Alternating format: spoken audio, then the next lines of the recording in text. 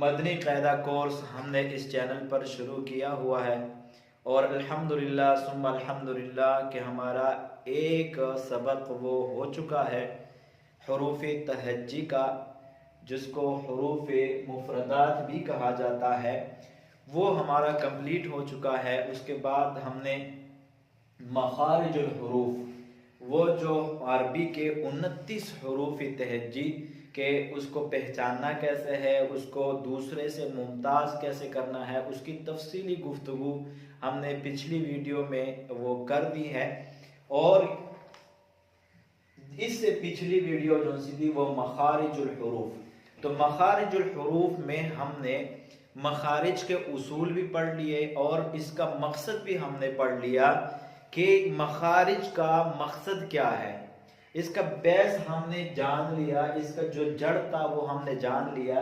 ان مخارج سے پہلے، ان مخارج تک پہنچنے کے لیے ہم نے جو سیڑھی بنائی تھی، وہ سیڑھی ہم نے پچھلی ویڈیو میں سارا ڈیٹیل کے ساتھ الحمدللہ ثم الحمدللہ ہم نے سمجھایا ہے۔ اللہ کے فضل و کرم سے آج ہم اس سبق کا پارٹ 1 تھا اور اس سبق کا پارٹ 2 ہم لے کر آئے ہیں، مخارج الحروف۔ اس کے اندر تفصیلی بحث یہ بھی ہو چکی تھی کہ مخارج کتنے ہیں، اور اس کے اندر جو ائمہ کرام کا اختلاف تھا، قراء کرام کا اختلاف تھا، وہ بھی تفصیلاً میں نے اس کے اندر آپ کو بتا دیا ہے۔ اب یہاں پر ہم بلا تاخیر ہم نے شروع کرنا ہے مخارج الحروف۔ مخارج کے نام میں نے لکھ دیے ہیں، آپ کے لیے یہ کالم بنا دیے ہیں۔ اس کالم کے ذریعے سے ہم بآسانی پہچان سکیں گے اور آسانی سے حروف کی جو جہاں مخارج ہے وہ وہاں تک ہم بآسانی پہنچ سکیں گے انشاءاللہ العزیز۔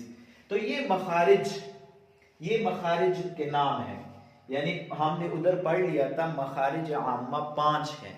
ایک تھا اس میں سے سب سے پہلا جوف، اس کے اندر دوسرا تھا ہمارے پاس حلق، تیسرا تھا ہمارے پاس لسان، اور چوتھا تھا ہمارے پاس شفتان، اور 5واں نمبر ہمارے پاس تھا خشوم۔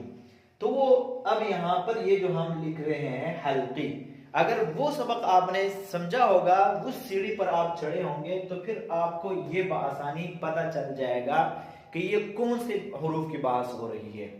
تو اللہ کے فضل و کرم سے اس ویڈیو سے بھی آپ نے استفادہ کیا ہوگا، اللہ حسن ظن رکھتے ہیں ہم۔